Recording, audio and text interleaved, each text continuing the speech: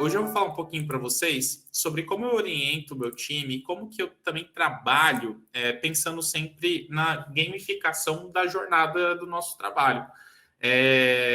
Eu sou o Rubens, né? Você pode me chamar de Rubens Alves, Rubão, Rubinho, você que sabe. No trabalho eu sou chamado de vários nomes assim. Eu sou líder de tecnologia hoje no Itaú Unibanco, e aí eu trabalho com tecnologia desde 2010. E hoje eu estou com um time aí de engenheiros de software, né? Um time aí de quase 50 pessoas que eu lidero e faço todo esse trabalho de desenvolvimento de carreira. E a base do meu desenvolvimento de carreira, muitos deles não imaginam, mas é basicamente a forma como eu enxergo o design dos games. Então, o que eu trouxe aqui para vocês são alguns passos para a gente começar a olhar para a nossa carreira, olhar para a nossa vida como se ela fosse um videogame e começar a pegar o controle disso e tomar conta disso. Ser o player 1, né? Dessa carreira que a gente é responsável e que é nossa, e que ninguém tira isso da gente. Então, a gente tem que domá-la. Eu queria mostrar um pouquinho aqui para vocês. Eu sou um puta fã de Batman, então vocês vão ver aqui, tem umas coisas aqui atrás do Batman, adoro Batman, Coringa, tal. Amo cerveja, amo filmes e séries. Então vocês vão sempre ao meu redor ou nas minhas imagens de LinkedIn, Instagram, vocês vão sempre me ver ali acompanhado dessas companhias, tá? Essa conversa que eu estou tendo aqui com vocês, ela é fortemente inspirada em dois livros, A Realidade em Jogo e A Tríade da Competência. A Realidade em Jogo, ela mostra como os jogos podem influenciar a nossa realidade. Como que a gente pode mudar o mundo através da gamificação, através de jogos de videogame. O mundo joga muito videogame. E como que a gente pode pegar toda essa energia cognitiva que a gente gasta para jogar um videogame? Eu jogo videogame pra caramba. Então, como que a gente pega essa energia e transforma essa energia em algo positivo para o mundo? É o que este livro trata, né? Que é da Jane McGonigal. Ela tem uma palestra também no TED Talks que é muito bacana. Então, se você tiver a oportunidade de conhecê-la, saber um pouco do trabalho dela, do instituto dela, vale muito a pena ler esse livro e ver essa palestra dela no TED Talks. Outro livro que eu gosto muito é A Tríade da Competência, que ela mostra muito como que a gente pode utilizar de ferramentas para mapear o nosso conhecimento, habilidades e atitudes, e assim a gente entender onde que a gente está, onde que a gente quer chegar e começar a desenvolver esses itens. E a estratégia que eu trouxe aqui, eles vão associada a estes itens, pode te ajudar a evoluir na sua carreira e a tomar, né, posicionamento ali sobre a sua vida também. Isso daqui me ajuda em todos os aspectos, tá? Tem outros livros que também são bastante interessantes, mas que acabam sendo mais subjetivos. Então, se você quiser saber outras indicações, se você quiser saber outros conteúdos que você pode ler, pode conhecer, para saber um pouquinho mais sobre ferramentas que podem te auxiliar na carreira, você pode me seguir ali no LinkedIn, pode procurar Rubão Alves, que aí a gente troca uma ideia. Eu adoro dar mentorias, mesmo que você não trabalhe na empresa que eu trabalho, não tem problema nenhum, sou apaixonado por conversar, por trocar ideia, e eu tô aqui para isso, tá? Para direcionar a carreira das pessoas, porque eu acho que a liderança transforma a vida de uma pessoa. É possível você transformar a vida de pessoas através da liderança, eu acredito muito nisso, e é por isso que, se você quiser bater um papo, pode me procurar no LinkedIn, que a gente marca um horário, a gente faz uma mentoria ali para a gente conversar um pouquinho, entender um pouquinho de você e também poder te ajudar a dar um próximo passo na carreira e conquistar seus objetivos. Pensando aqui, o que é jogo, né? Ele vem do latim jocos, né? Que significa gracejo, brincadeira, divertimento. O jogo, na verdade, ele é algo para entreter.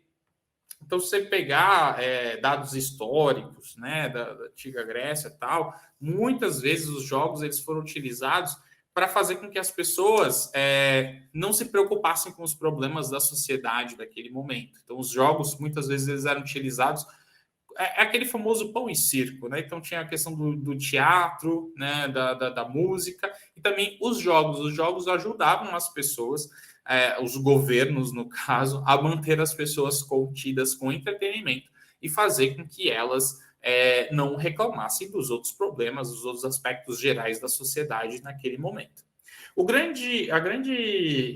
A grande questão ali por trás disso, né, é a quantidade de tempo e como o jogo deixava as pessoas imersas e como que se eles deixassem de estar imersos ali num jogo, né, num jogo de dado, num jogo de sorte, por exemplo, e se eles gastassem essa energia para solucionar problemas, como que isso poderia ter feito com que a gente evoluísse ainda mais rápido na sociedade naquela época?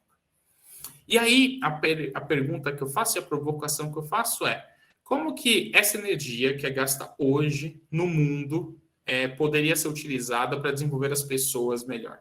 Eu acredito muito que se a gente cuidar muito da gente, se a gente cuidar muito do nosso quadrado, ser um tanto quanto individualista durante algum tempo, a gente consegue evoluir o mundo. Porque se você for uma pessoa melhor, você é uma pessoa melhor num contexto, em um mundo. Se todas as pessoas se preocupassem um pouquinho mais em se desenvolver, se autoconhecer e evoluir, elas seriam pessoas melhores no mundo. Então, como que a gente consegue fazer com que, através do jogo, da estratégia do jogo, né, do design de um game, fazer com que a gente se torne pessoas melhores e, consequentemente, o mundo se torne um mundo melhor? Quando a gente olha assim para o mundo, hoje são 3 bilhões de horas que são gastas jogando videogame por semana. Então, o mundo gasta aproximadamente isso é um dado de 2016, hoje já deve estar maior, ainda mais com o PlayStation 5, você ainda pode ganhar aqui, né, no TDC. Então, cara, se a gente gasta tanto tempo com jogos, imagina se mais uma vez, né, se eu pegasse essa galera toda e colocasse elas para resolverem problemas que estão acontecendo no mundo. Melhor, e se eu colocasse você, que joga videogame, que gosta ali de um game, para resolver os seus problemas? Por que a gente joga videogame no geral? O videogame é uma maneira da gente fugir da realidade. A gente se torna um super-herói, a gente se torna aquela pessoa que sai explodindo tudo, a gente não tem tantas leis que impeçam da gente fazer o que a gente gostaria de fazer. E o que impede de você trazer esse mundo dos jogos para a sua vida, para a sua carreira, para destravar o seu caminho, sabe? Esse é um grande questionamento que eu faço, e é um grande questionamento que eu faço ali para o meu time. Nem todo mundo joga videogame, então se eu vier com esse discurso para todo mundo, muitos não vão nem entender, né? Tem um time muito diverso, tem gente de 21 a 63 anos. Então, o de 63 joga videogame, mas no meio do caminho alguns não jogam, né? Alguns não gostam, tudo bem. Mas as pessoas que gostam de uma competição, que gostam de se sentirem desafiadas, como que elas podem entender a dinâmica de um videogame e trazer isso para a sua realidade? É isso que a gente vai falar hoje, tá? Então, são 7 passos que eu identifico que são passos dos quais os designers utilizam para montar um jogo de videogame e que são esses passos que a gente pode utilizar na nossa carreira e que eu vou compartilhar com vocês aqui para vocês terem uma ideia. Eu não vou falar de ferramentas que você pode utilizar em cada passo. Essa questão das ferramentas e tudo mais, se você quiser, tiver curiosidade, pode mandar um e-mail, pode mandar mensagem no LinkedIn, que eu te dou algumas ideias de quais ferramentas você pode utilizar. Estou aqui muito mais focado no conceito, para você se olhar de fora da caixa, olhar a sua realidade fora da caixa e poder pensar de uma forma diferente sobre a sua carreira. Muitas vezes a gente olha para a nossa carreira e a gente acha assim, ai, putz, eu dependo do meu líder, eu dependo da empresa, eu dependo de X, eu dependo de Y. E a gente deixa de enxergar que a carreira só depende da gente. Todas as vezes que eu estava numa empresa que eu sentia que eu não ia ser reconhecido, que eu sentia que eu não ia evoluir, que eu sentia que não era um ambiente para mim, eu não insistia, eu trocava de empresa. E isso faz parte do jogo. Às vezes você não dá match com o lugar que você está. A ideia aqui é a gente conseguir identificar isso o mais rápido possível para que a gente possa tomar decisões e que possa estar em um lugar que a gente, de fato, seja produtivo. Nenhuma empresa quer você, né, se você não se sente bem ali nela. Porque pessoas que não estão bem são pessoas que não são produtivas, são pessoas que não trazem resultados. Uma pergunta que eu faço constantemente para o meu time é: você está feliz? Eu sempre pergunto isso. É uma pergunta meio impactante. Só que é uma pergunta muito real. Se a pessoa não está feliz, eu tenho que entender. Poxa, ela não está feliz porque é algo pessoal, é algo que está aqui no trabalho. Se for algo do trabalho, como que eu consigo evoluir? É algo que eu posso evoluir? E se não é algo que eu posso evoluir, putz, a pessoa talvez tenha que buscar uma outra oportunidade, porque é algo que não vai estar dentro ali daquela empresa. E aqui eu tenho que dar algumas ideias de ferramentas para você poder identificar. Pode você está no game certo ou você está no jogo que você de fato não foi feito para jogar. O primeiro passo de. Deixa eu tirar aqui esse ocultar. O primeiro passo é o jogador. Todo jogo tem um jogador. E o jogador do seu jogo é você, do caso, certo? Então você tem que se compreender muito, você tem que se entender. Muitas vezes a gente tem várias dúvidas, né? Do porquê que a gente está fazendo o que a gente está fazendo, ou como que a gente chegou naquele momento da nossa vida, ou por que que nada dá certo na minha vida. E nesses questionamentos que a gente faz sobre a gente mesmo, a gente nunca se pergunta algumas coisas básicas, como quais são os gatilhos que fazem eu sair do sério, quais são as coisas que mais me incomodam, quais são os meus valores. Se você pegar as trilhas de carreira que a gente teve nos últimos 3 dias, vocês vão ver várias trilhas que são importantíssimas para você encontrar essa essência que é sua.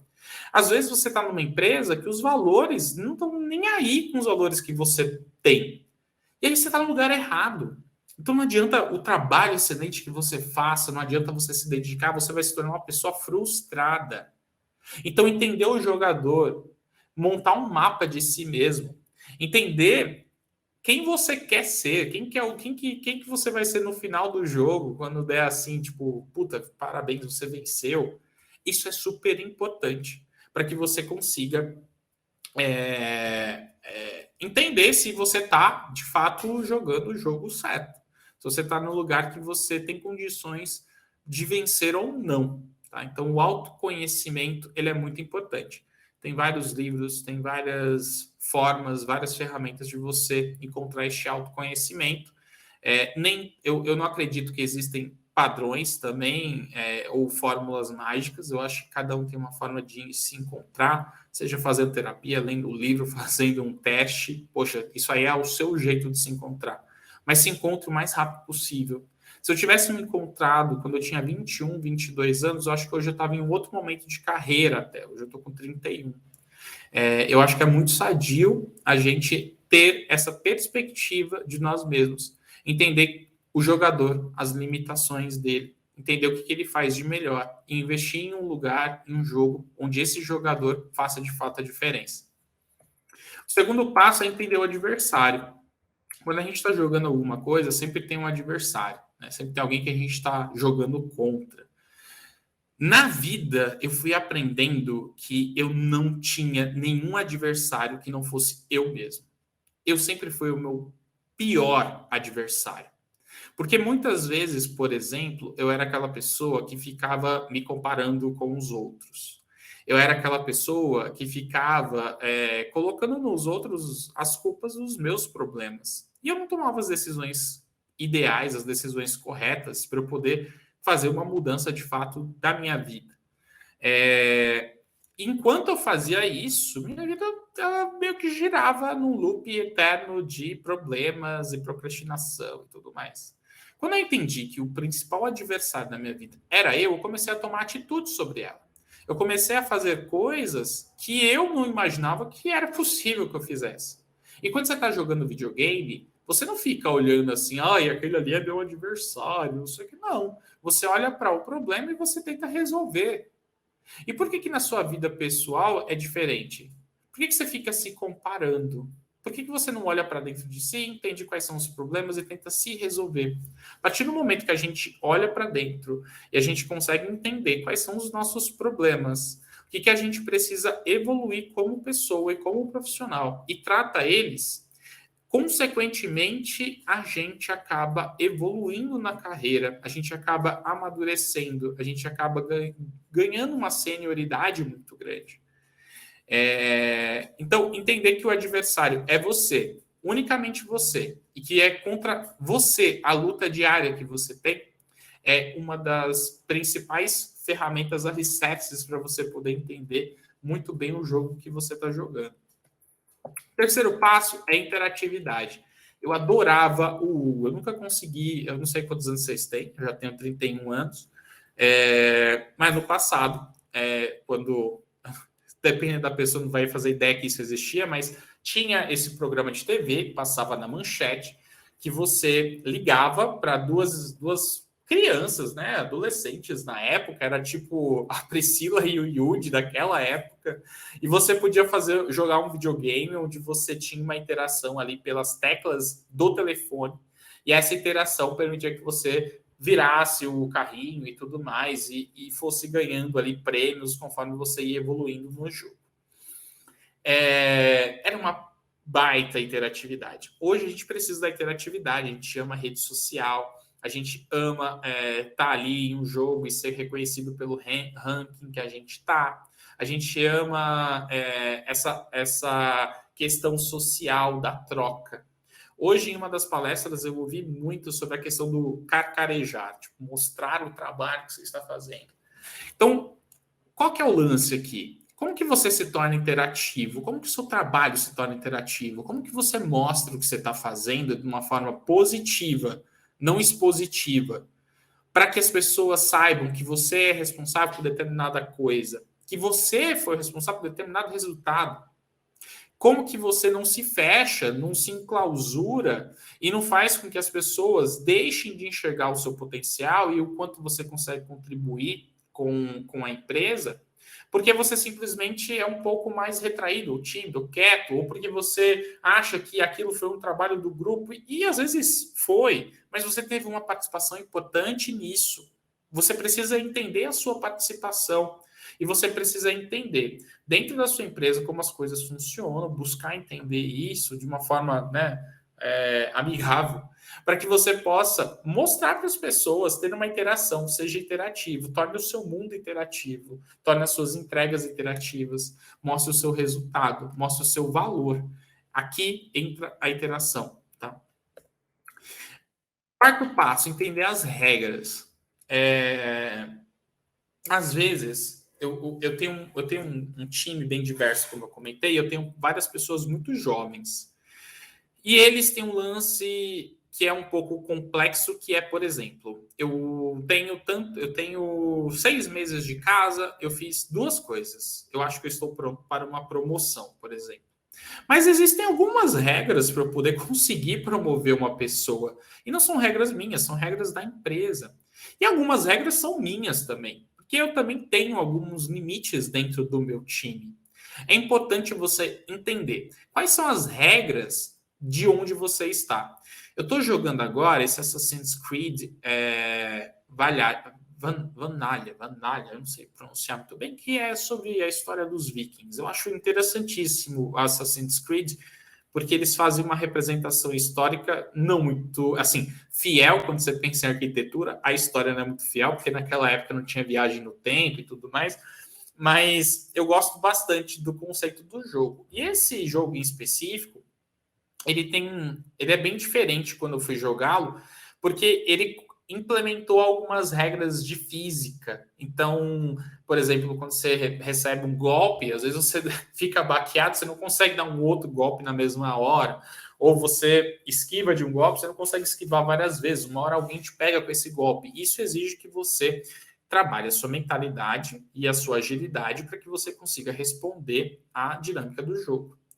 A mesma coisa na empresa. Cara, a empresa tem suas regras, tem a forma como ela funciona. Então, lembra que eu comentei que você precisa se entender para entender se está no lugar certo? E parte de entender se você está no lugar certo é entender as regras. As regras elas vão estar totalmente ligadas aos seus valores, elas vão estar totalmente ligadas ao que você acredita e ao que você quer. Se você quer uma promoção a cada 3, 6 meses, de acordo com o seu, com a sua entrega, putz, talvez trabalhar numa empresa mais tradicional e de grande porte não seja a solução. Uma startup talvez seja melhor para você. Poxa, eu quero estabilidade e eu quero criar raízes sólidas e eu quero ter um histórico numa empresa, não sei o quê. Poxa, talvez trabalhar numa empresa mais tradicional que tenha mais tempo ali de mercado, seja mais consolidada, seja o ideal para você. Poxa, eu quero ganhar dinheiro, né? O meu ponto aqui é ganhar grana e tal. Poxa, qualquer empresa que consegue te pagar melhor, você sendo talvez um PJ, não sei se é isso que te move, poxa, entende o que te move, entende as regras da empresa, para você poder saber quais são as ações que você precisa tomar para poder evoluir. Objetivos. Cara, esse jogo é o Batman Arkham Knight. Eu joguei ele nesse final de semana de novo, pela quarta vez, se eu não me engano. Eu joguei ele 4 vezes. Eu adoro esse jogo, assim, eu sou apaixonado pelo Batman, como eu já falei. Mas o que eu gosto desse jogo é que você tem muita propriedade sobre o que está acontecendo, né? Os objetivos, eles são muito claros. E quando eu estou em um objetivo, em uma missão, ele não me desvirtua. Eu estou tentando jogar The Witch, por exemplo, que é um jogo muito mais longo, há uns 5 anos. 5, 4 anos. Eu ainda não terminei The Witch. Porque no meio de uma missão, do nada aparece uma outra missão, uma borboleta, que seja, e faz com que eu me desvirtue e eu nunca consigo seguir aquele caminho. Esse jogo do Batman eu consigo jogar no final de semana, porque os objetivos eles são muito claros, fechados. Eu consigo mensurar, eu consigo ter um timing para resolvê-los. Eles não me cansam tanto. Então, o que eu trago aqui? Quais são os seus objetivos como profissional? Meu objetivo como profissional é ser diretor da empresa. Beleza, mas hoje você é analista. Qual que é o seu objetivo para dar um próximo passo? Você já fez essa pergunta?